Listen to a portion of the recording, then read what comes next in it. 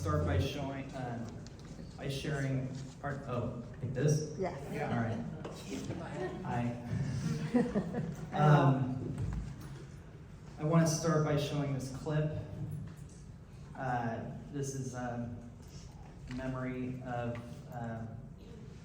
my favorite memories with my mentor, who you may recognize, if I can only remember my password. Okay, all right. Here you go.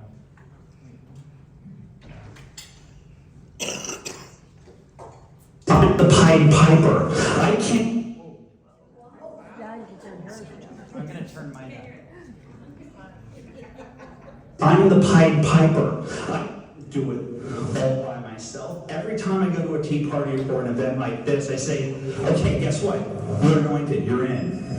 You're now, everyone here, Katie Kirk, everyone here is now a journalist. They're now competing with you for the next job. That's what's happening. If they're not going to report the truth, if they're not going to report the true American narrative, then we're going to do it. And we're going to supplant every network, every anchor, every reporter, and we're going to put them all and banish them on current TV.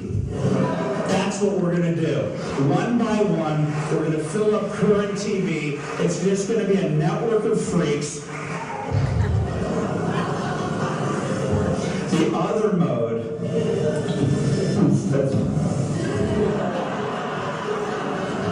Christian, say hi to the Nixon Library. Here's the Nixon Library. Oh yeah, hold on, let me just, I don't know why I'm doing this. Hey, say hi. Hello, this is Christian Hartsock. Christian, are you a citizen journalist? Yes, I am. Where are you right now? I'm in Columbus, Ohio. And what are you doing right now? I'm working on a news story to rebut the lies, the absolute lies that Ed Schultz. Well, that guy on MSNBC. And does this relate to the unions, the propaganda, and the coordination of the Democrat media complex against the American people? 100%. And how much money am I paying you to do this? I don't believe you're paying me any money. That's a great business model. I love America. Christian, I'm going to call you after my speech. These people love you. You're a prop. Do you get it? Do you get it? That guy met me through James O'Keefe. We're social networking our way into their brains and freaking them out. And it's not just about exposing them. It's not about getting in their...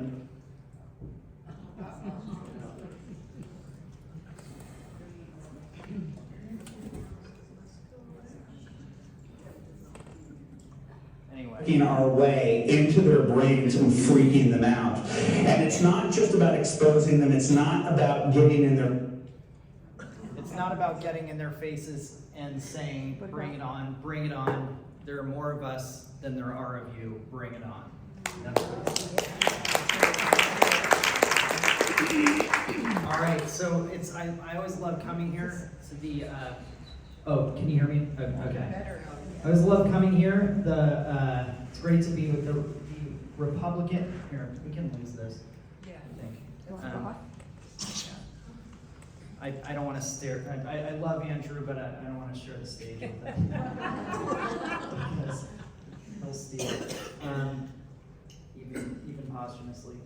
So it's great to be here with the Republican women of San Diego County. I love speaking to you guys every year.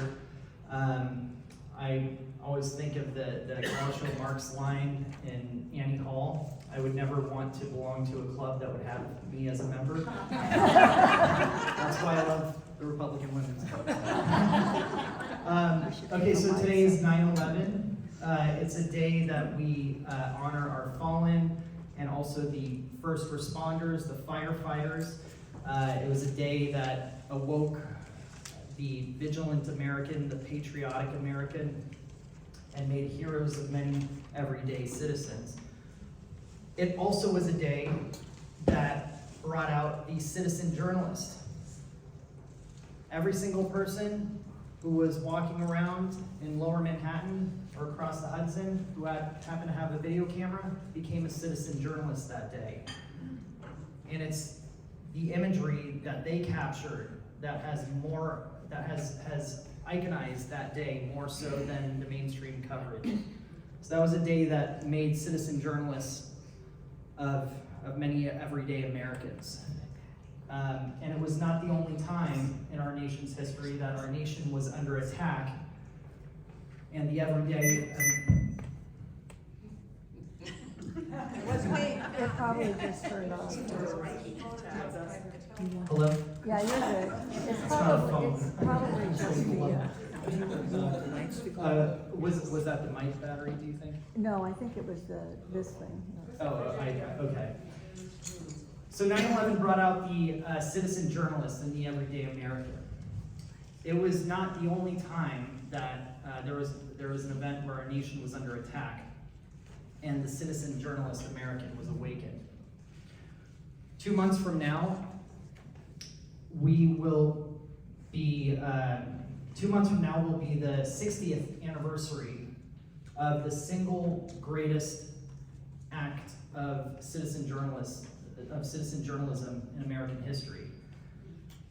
Now, every single mainstream media news outlet was in Dealey Plaza on November 22nd, 1963. But it was a hat salesman by the name of but it was a hat salesman. That's too hard. That's too bright. I'm sorry. Is that what was causing the dinging? No.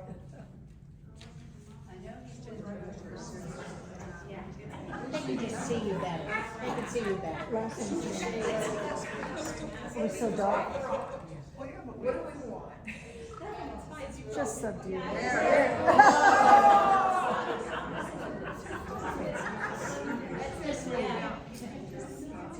Just hold it down. Hold it. Hold it down. Hold it. Don't just press it. Oh well. So, I was saying that 9/11 was not the only day that our nation was under attack that brought the citizen journalist out of the everyday American. A hat salesman. So 2 months from now will be the 60th anniversary of the greatest single act of citizen journalism in American history.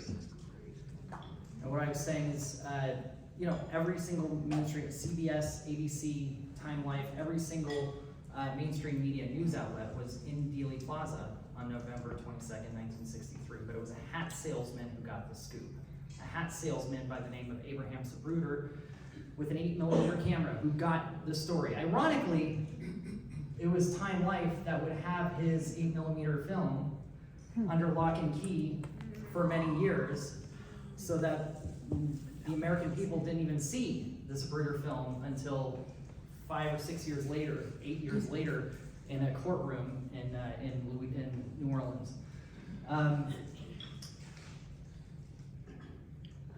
The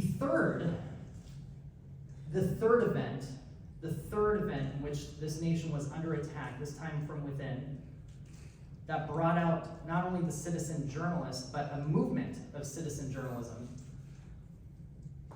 was in 2009 with the inauguration of Barack Obama. Now, I was fresh out of film school in 2009, and my thesis, I was sending my thesis film around town, and one mutual friend happened to send the film to James O'Keefe, who no one was if you had Googled James O'Keefe at the time, I think there was a guy with a health or vegan blog or something, that's what would come up, and it was not him. But exactly 14 years ago to 3 days ago, and today was the release of the Acorn tapes. Who has seen the Acorn tapes? Yeah. So that came out right in the first year of the Barack Obama presidency. Now, Barack Obama had been an attorney for ACORN, the Association of Community Organizations for Reform Now, which was an advocacy, purported to advocate for low-income housing, but was really a political front for the political Chicago outfit. It was an Alinskyite group that was very instrumental in precipitating the housing meltdown of 2008. James O'Keefe and Hannah Giles. James O'Keefe happened to be in town in West Hollywood. We went clubbing. It was 80s night. He did the moonwalk. And the next morning, he took me to breakfast and showed me these videotapes that he had told me that he had told me over the telephone that he was gonna be doing these tapes. And I watched them, and it were him and Hannah Giles going into ACORN offices and saying that they were a pimp and a prostitute, and they were looking to set up housing for 14-year-old El Salvadoran sex slaves. So the ACORN workers, their response is, well, okay, so on your IRS form, you want to list the sex slaves as dependents, and don't say prostitution, say performing arts or something like that. Oh my God.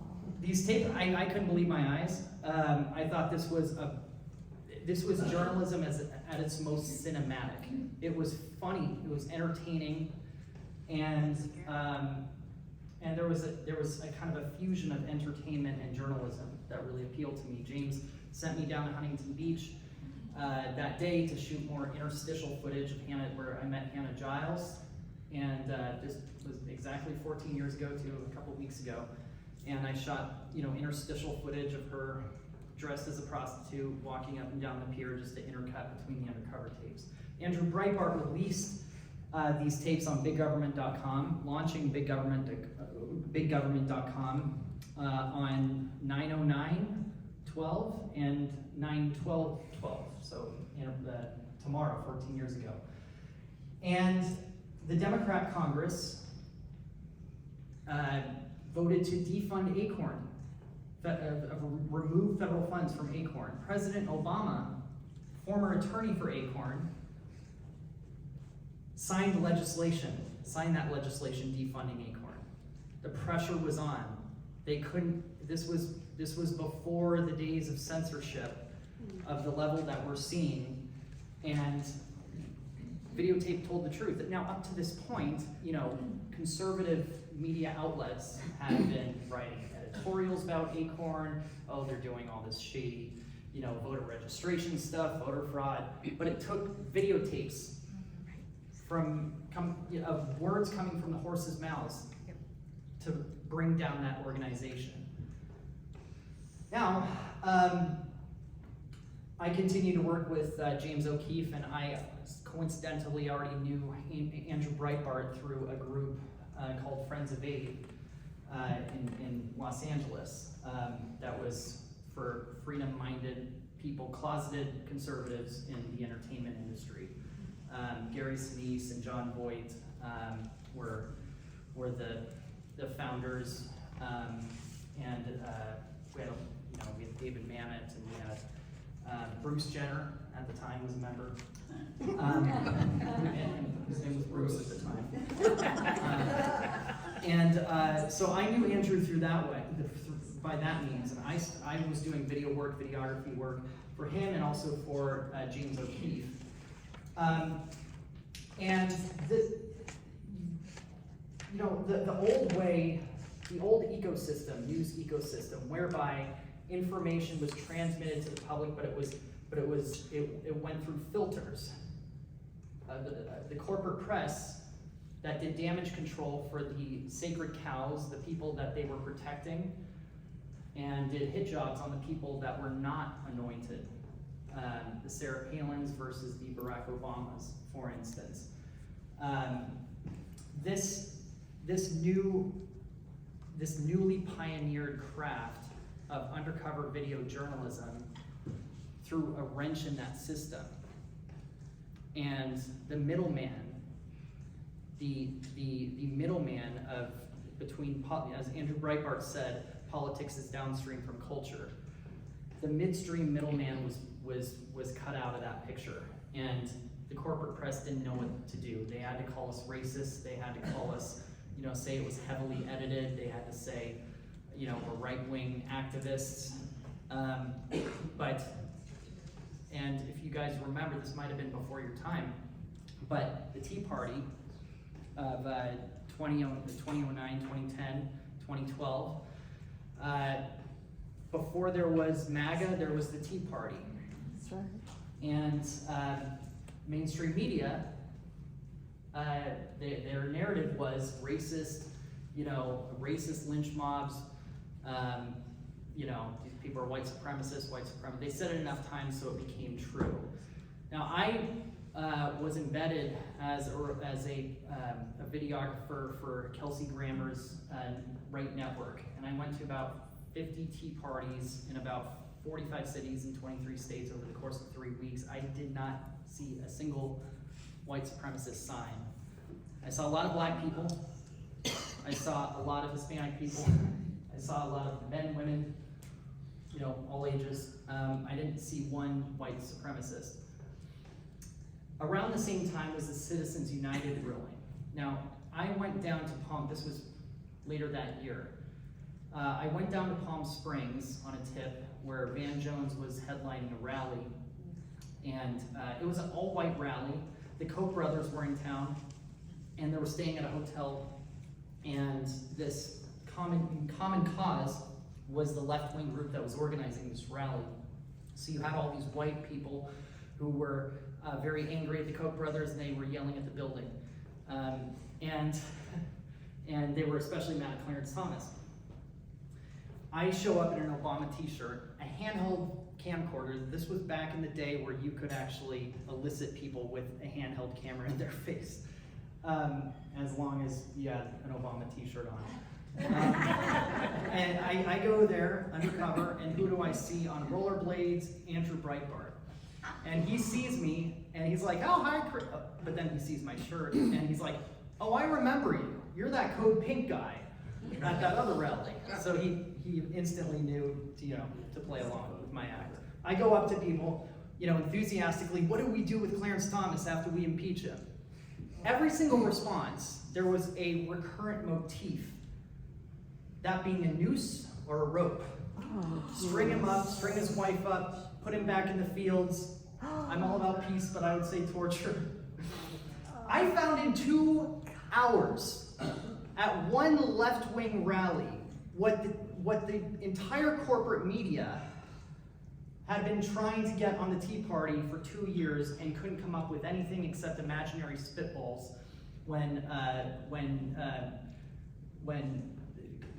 Congressman Cleaver claimed he was walking up the steps to the Capitol and got spat on and called the N-word. Andrew Breitbart, by the way, went on TV and offered a $10,000 reward for anyone who had video of him getting spat on. In a sea of cameras, 40,000 people, no one came forward, and that $10,000 I think still sits in some bank account with the Breitbart estate.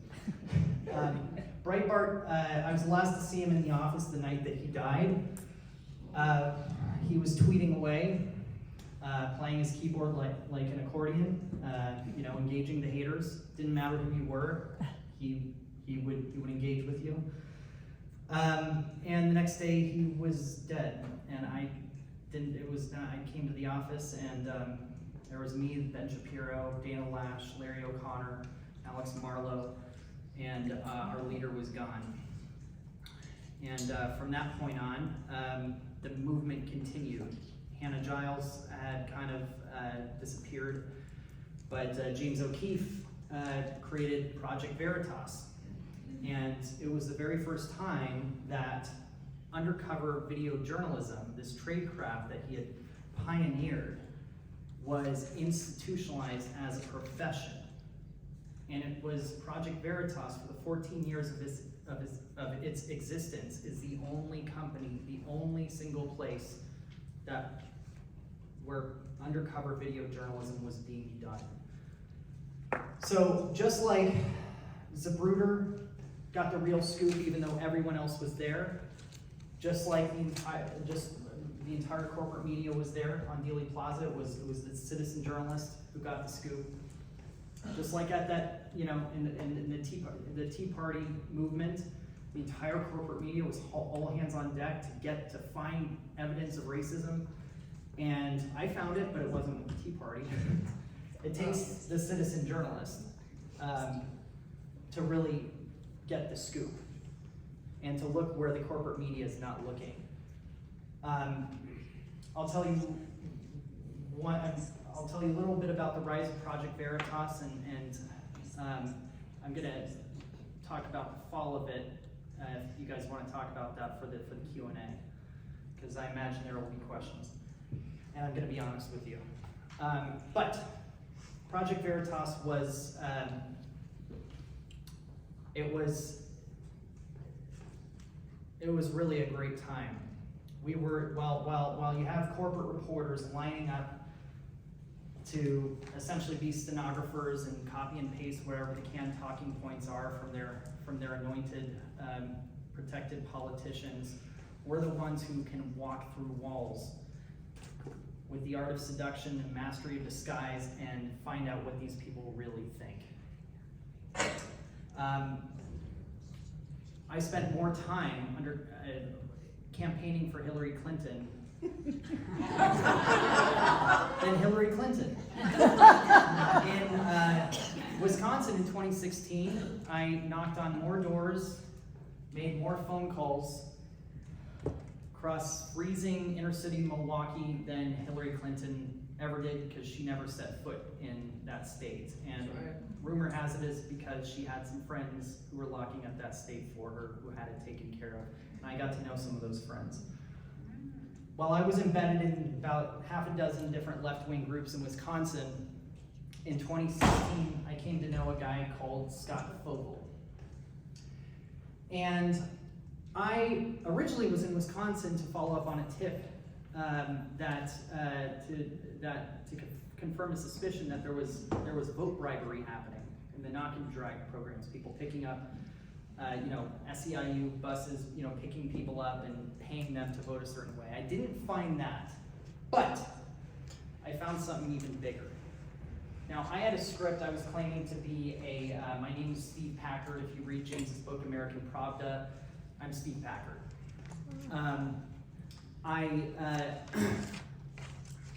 I used an elicitation technique to assess corruptibility.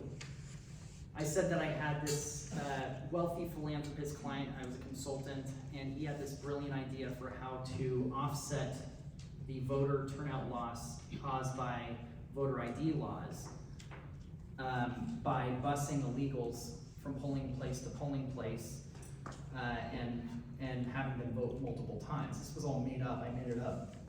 But I talked to this guy, Scott Fogel, in a bar in Milwaukee while doing these campaigns. And he said, that's brilliant, but you don't want to use buses. You want to use used auction cars. You don't want to use rental cars because they don't have Wisconsin license plates, but you want to use used auction cars, and you should expand this to a bigger, to a grander scale so that they don't find you. And I'm like, this guy's telling me how to get away with mass voter fraud. He's like, oh, and by the way, I know who your client is. Oh. I made him up. I said, oh, really? Who's my client? And he says, well, Bob Creamer comes up with a lot of this stuff. Really? What kind of stuff? Well, do you remember that one guy at that Scott Walker rally who got roughed up? That black guy who got roughed up because he had a picket sign? And I was like, yeah, I remember that. And he said, that was us. We trained that guy. They had been training people. If you guys remember in 2016, that narrative about violent, racist Trump supporters beating up black people and handicapped people and veterans at Trump rallies, Yeah. those people were called bird doggers, and they were trained by Scott Fogel to go in and do that. Well, where was this money coming from to train them? Well, he explained. The DNC pays Democracy Partners Democracy Partners pays Bob Creamer. Bob Creamer pays the Fogle Group, and the Fogle Group, me, executes the stuff on the ground. The money was coming from the Hillary Clinton campaign and the Democrat National Committee. But that wasn't enough, because we're not the Washington Post. We are actual journalists. We're not just going to go and print something because we heard it from someone, so take our word for it, an anonymous source said. No. When people say we're unethical because we record people without their consent, no, that is the most ethical thing we can do. And I'll tell you why. It's because we're asking a lot of, journalists ask a lot of their readers, of their audiences. They ask for the greatest gift, the gift of trust. The Washington Post and the New York Times tore this country apart for 4 years, scaring the hell out of everyone with neo-Red Scare Russiagate conspiracy theories based on anonymous sources. We want to make sure that we're not paraphrasing, that we're not misquoting, that we're not taking anyone out of context, and we respect the very generous gift of our audience of trust. And we do not betray the trust. While the mainstream media lies to their audience to protect their subjects, we lie to our subjects to get the truth to our audience. Anyway, I digress. So, we needed to corroborate that what Scott Fogle, that this wasn't just some crazy guy at a bar in Milwaukee telling me stuff. So, we had to get to Bob Creamer and find out from Bob Creamer if Scott Fogle was who Scott Fogle said Scott Fogle was.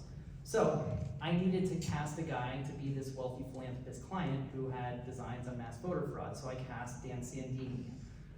And Dan Sandini went and met with Bob Creamer. So I called up Scott Fogle. I was like, Scott, I relayed all the advice you gave me about how to get away with voter fraud. The client loves me for it. I told him I can't take credit for it, but he told me it's Scott Fogle, and Scott Fogle gets his ideas from Bob Creamer. So my Charles Roth would like to meet your Bob Creamer. Can we arrange that? He said, absolutely. We set up a meeting in Washington, D.C. They meet.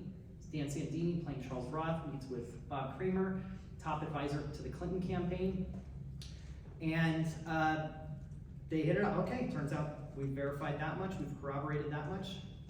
Now we need to know, because we don't do guilt by association. Does Hillary Clinton know about this?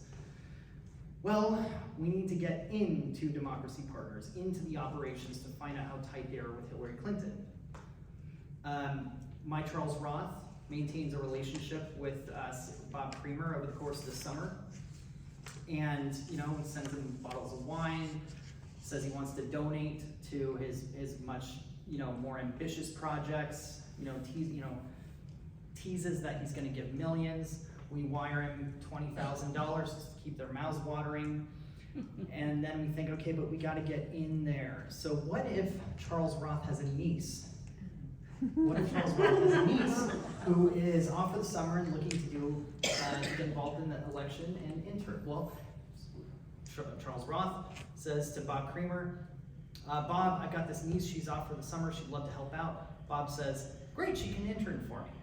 Okay, so now we have to, now we cast our Allison Moss, undercover journalist, to go into, to become an intern for Bob Creamer and sit in on the meetings and conference calls. Well, what did she find out in the meetings and conference calls?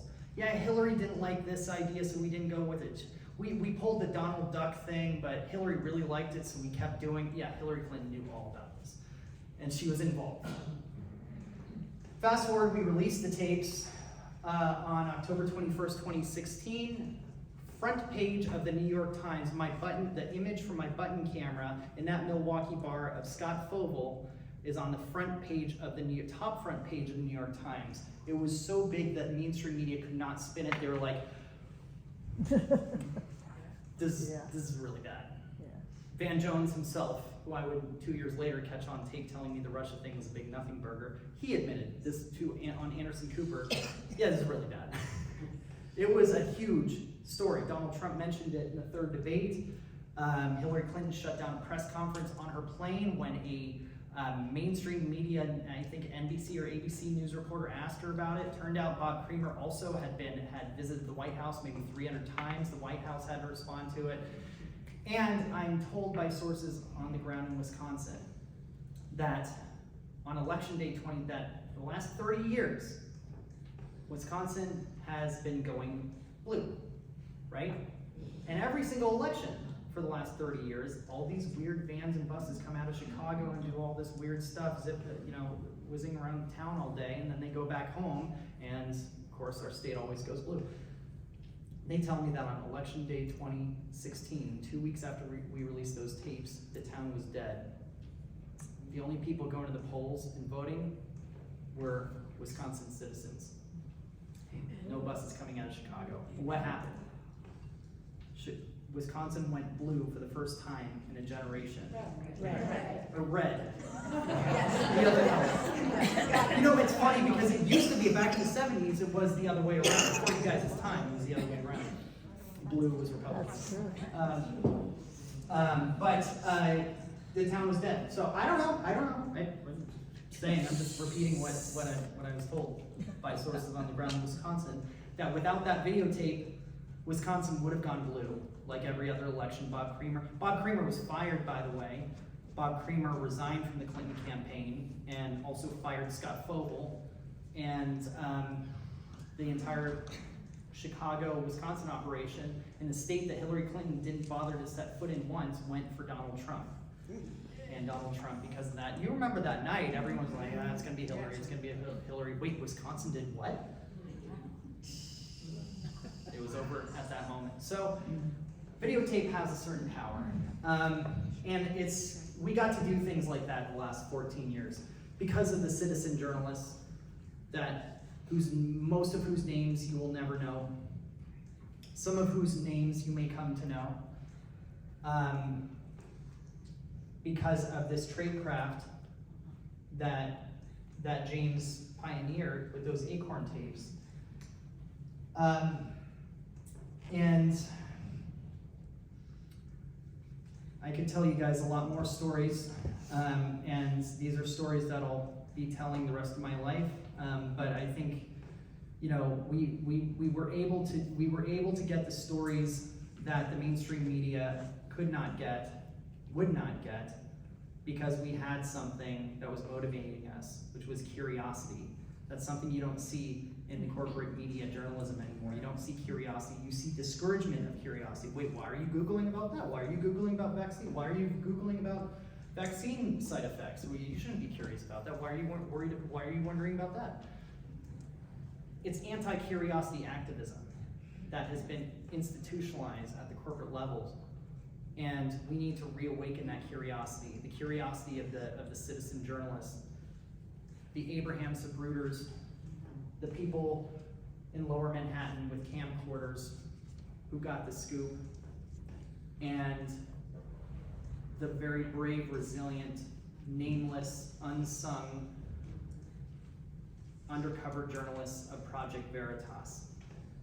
Now, I'm going to yield to Q&A, and I'll tell you guys anything you want to know. Project Veritas really piqued my interest when it came down to the abortion issue and the baby parts. The video of, hearing how Planned Parenthood sells baby parts just made me sick. Yes. Now, much as I'd love to take credit for that, that was not Project Veritas. That was David Daleiden, who was a friend of ours, but that was David Daleiden. But yes, that was horrifying videotape. And of course, David Daleiden, Javier Becerra, who was Attorney General of California at the time, slapped him with, I think, 7 to 14 felonies for that, because of that work. Now, granted, there were a few T's that David did not cross, and I's that he did not dot, with regard to doing that sort of thing. That Project Veritas, we were always very vigilant about. I think he used a fake state ID. That's a no-no. He did some things you're not supposed to do. But that doesn't mean he deserved what he got. And thank God that we knew that we now have the luxury of knowing what Planned Parenthood was up to that we otherwise wouldn't have known about. Are you still with Project Veritas, or did you go with James over to OMG? I did not go with James over to OMG, and I'm not with Project Veritas as of the last few weeks. And what was the real scoop about him getting axed out of there and starting his own OMG? So he was not axed out.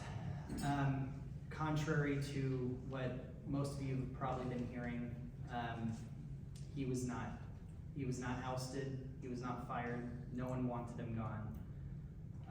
The board was obligated because of personal liability issues, because board members are personally liable when directing a 501c3 charitable organization. They're personally liable for financial malfeasance, even if it's not them doing it. They're personally liable for how employee treatment, how employees are being treated. And there was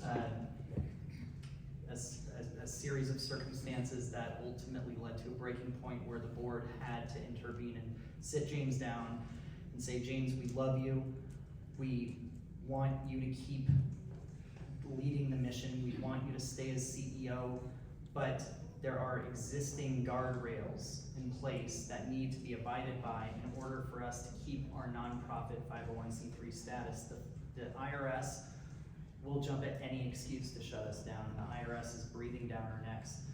And there were certain patterns of behavior that both on the employee treatment side and the financial management side that were not consistent with the existing guardrails and limitations on what a CEO can and can't do.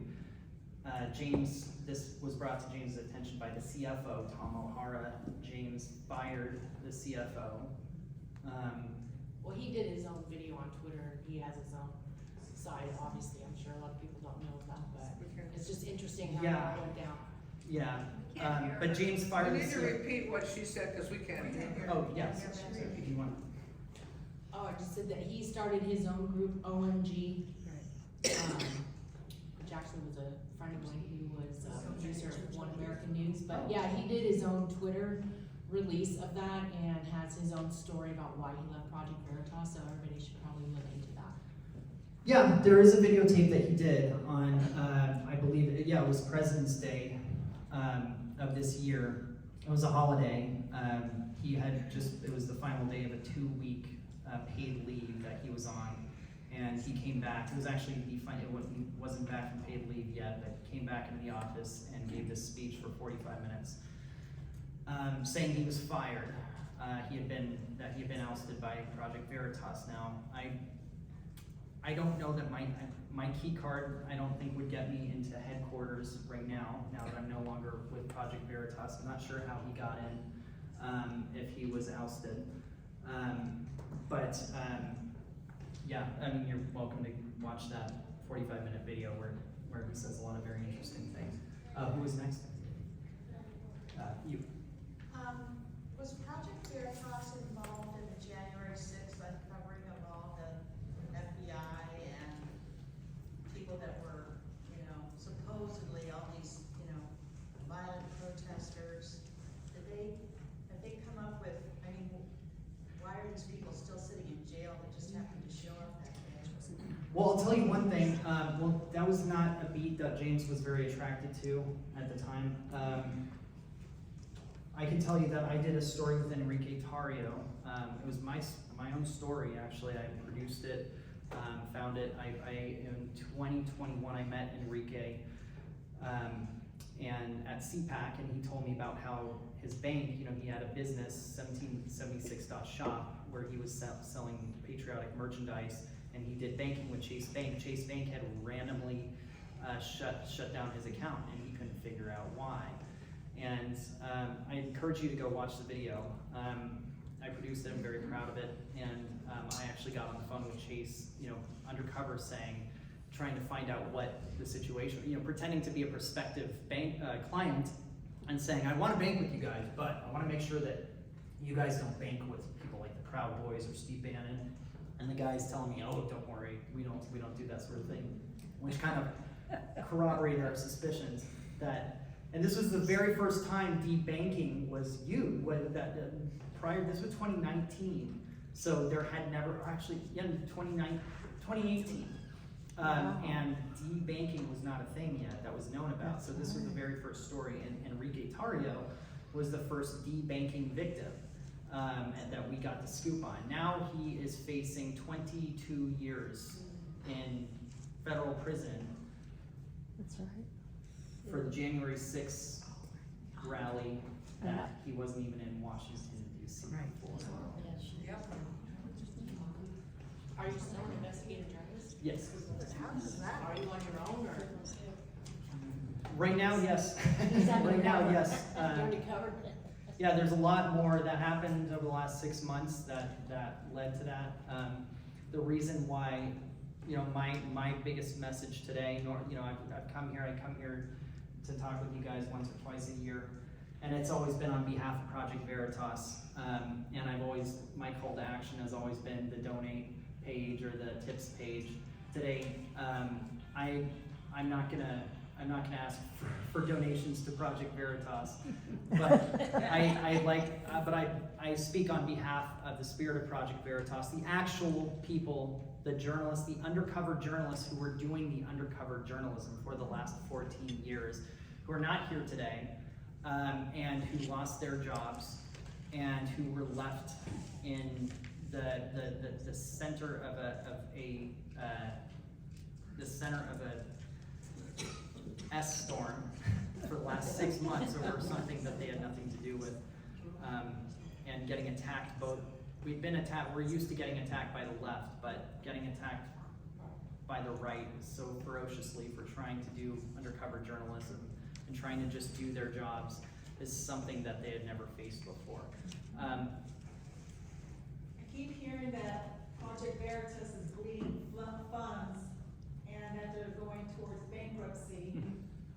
So I wanted to know, are they going to be basically dismantled and gone away?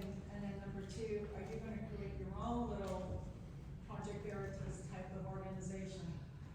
Well, you know, we really had a fighting chance, I think, in the last, in February when we lost James, when James decided to leave. You know, we were all left, you know, there was a choice. If you wanted to go and follow him to AMGA, you were, you know, he invited some people to do that. But the people who were really dedicated to the craft and wanted to keep working, they stayed with Project Veritas. And we had a really great team in place. The people who put principles over personalities, the people who were just focused on doing the job of investigative journalism, you know, not winning popularity points with Tim Pool, or, you know, being on the good side of Jack Posobiec, or the you know, people that we admire, but getting the truth, getting stories, undercover stories. The story people don't realize, for the last 6 months, we exposed groomers, we exposed the Mayor Adams, you know, hiding migrants out in Westchester County. We exposed actual pedophiles. We exposed, we had a number of really hot stories over the last 6 months. And it was very unfortunate when we're publishing videotapes of actual pedophiles and people talking about grooming kids, and the comments on the YouTube videos are, where's James, where's James, where's James? It caused a lot of us to wonder if a lot of the people who had previously been fans of Project Veritas, were they really fans of the undercover content or the celebrity of our founder? So that was very dispiriting. I think so your question was, so to answer your question, we had a really great team, the best of the best, the people who, no matter what the slings and arrows coming now from the right, you know, for doing the job of investigative journalism over something they had nothing to do with and had no control over, everyone at that company, including the board of directors, wanted James to stay. Every single one of them. There was not a single person, there was no Pfizer coup, there was not a single person on the board of directors or the employee staff that wanted James gone. James wanted to go, and he decided to go. But the journalists kept on doing journalism. Even when people were saying, sorry, not interested, no James, no PV. We thought it was a good idea to bring Hannah Giles out of the woodwork. We thought, well, if there's no PV without James, well, would there have been a James without Hannah? Hannah Giles, someone I thought I knew for 14 years, and just like James O'Keefe, because I met them on the same weekend.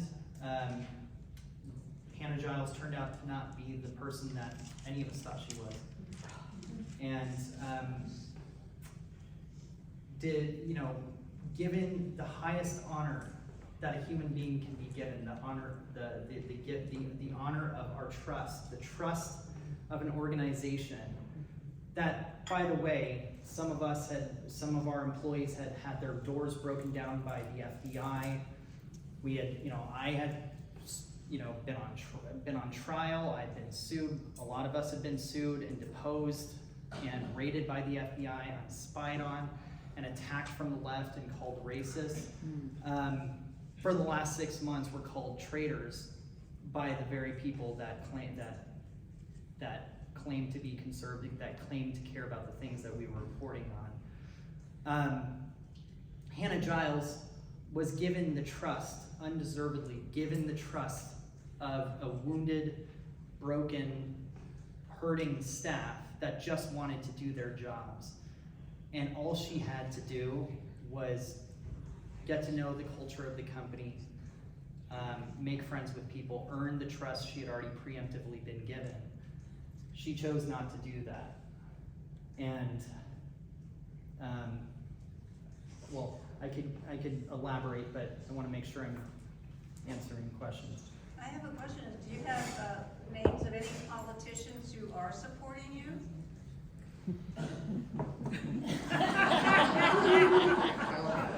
Whoa, that's loaded. I'd love to give you names, but I feel like I'd be Joseph McCarthy in Wheeling, West Virginia. No. We have people. We have people who are now seeing, people who are doing the math, people who did the math. When there was a choice in February that a lot of influencers, a lot of conservative influencers had. Do I do the investigative journalism? Do I add up the facts? Do I listen and apply the same skepticism to, a proposed conspiracy theory about Pfizer buying off the board of Project Veritas and ousting the founder? Do I apply the same level of scrutiny to that I did to the Kremlin bought off Donald Trump, and we now have a Manchurian candidate president in the office? Well, we do now, but I mean back then. There was a choice to be made, but what you know is the prisoner's dilemma, right? When the prisoners the inmates in a prison want to make a massive prison break, but they need everyone to participate in it. Otherwise, no single person is going to do it. Well, it was like that in February with conservative influencers. I think so, and I know for a fact that some of them had the facts. They knew they knew James was not ousted. They knew no one wanted, because I know the people that were talking to them, and I was talking to some of them. They chose to that, but they had seen that there was a popular narrative that fellow influencers were validating, and no one wanted. You guys listen to Dan Bongino. Who I love and continue to love. He talks about the one dancing guy, right? The one guy starting the dance floor. No one wanted to be that guy. Tim Pool. Tim Pool, for instance, he wants to have James on his show. He doesn't want to upset James. So he went along with the narrative that was as ludicrous, I think, as Russiagate.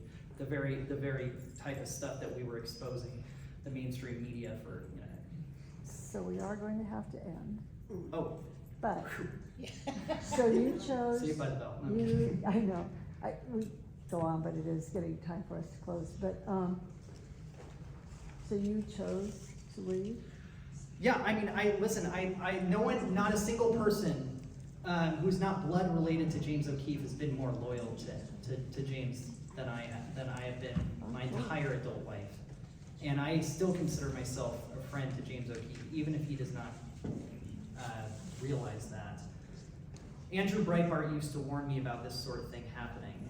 He warned me about the yes men, he warned me about the sycophants, and he, a lot of times he would task me with being the one to get through to James when James didn't want to That'll listen. take time, What's that? take time for him probably, Yeah. to go through whatever he needs to go through, When anyway. you were undercover, did you ever have a feeling like your cover was gonna get blown? Oh, it got blown sometimes. What would happen? When you got Okay.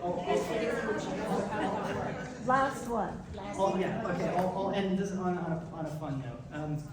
So it was inauguration day 2017, and I was in San Francisco Treasure Island at this left-wing, self-pity party, literal self-pity party. It was called a Blue Ball, and it was every single left-wing group in the Bay Area at this, and I was trying to, it was doing the same thing as Democracy Partners, where I was trying to infiltrate my way to, the founder of this group to get access to their Rolodex, and get connected with the powerful politicians there. Anyway, I was just about to be connected with the CEO of the League of Conservation Voters.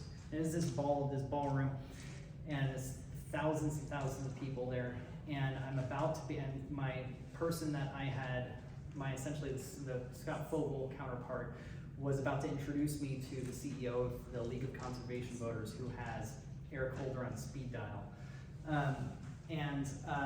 I was about to be introduced, and this was the purpose of me being there that night, was to make a connection with the CEO of LCV.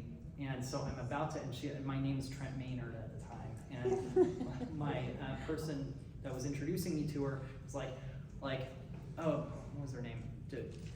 Laura, whatever. Anyway, Laura, this is Trent May, and then all of a sudden I hear Christian Hartsock, and I was. And this was a room of 10,000 people were in this ballroom. Oh. The entire music, as I recall it, the entire, the record went zzz. Someone actually dropped a pin. I don't know why someone dropped a pin, but you could hear it. No. But everyone in this circle is looking at me, and I'm like about to shake this woman's hand, and I see, and I look over, and I just pretended like I didn't hear it, but then I hear Christian Hartsock, and I'm like, I gotta go. no, I thought about that for a second, but then I look, and there's Elon Cohen, who I had known from 3rd grade, 4th grade, 5th grade, 6th grade, 7th grade, 8th grade, 9th grade, 12th grade, on the other side of the bay. And he's like, Christian Hartsock. And then my person, my subject, who was about to introduce me to the CEO, was like, oh no, that's Trent Maynard.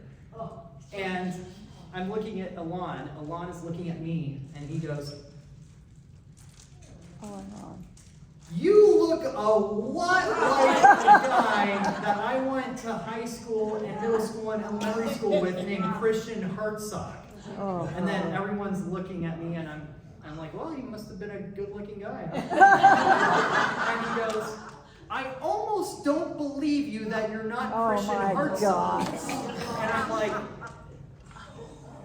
and then he goes, but he works for Breitbart. He wouldn't be here. So anyway, I got to meet her, and everything is fine. Oh my God. So that sort of thing does happen. You started your own company. You have your own company? Well, I have a DB. Tell us Also about my that background is before in you go. film and video production, Okay. Atlantis Pictures. We're thinking of doing a documentary. We are doing a documentary about the rise and fall of Project Veritas. Okay. we want people to remember the undercover journalists and the work that we did, especially in the last 6 months. I'm sorry, but yeah, so. So do you have a website, or where do we? Not just yet, but Guys did do Atlantis fantastic Pictures work, is, though. oh, thank you so much. We learned so much from that undercover, it was amazing. Thank you. Yeah, we Thank did. you. We've got it. Sorry, Yeah, Jarrell wants to come up. Oh, Jarrell, yeah, Jarrell. Yes, in addition to an honorarium that has been provided by the club today, thank you very much for that. He will, of course, keep everything going, accept donations of cash, I'm gonna put in our fancy donation. And also, if you're going to make a check, it's Christian Hartsock, DBA Atlantis Pictures. Thank you so much. I need to do that. So thank you. Yeah, where's that? You were talking about Oh. Did you get the microphone? Can I hit the microphone? Now that is on Project Veritas. $3.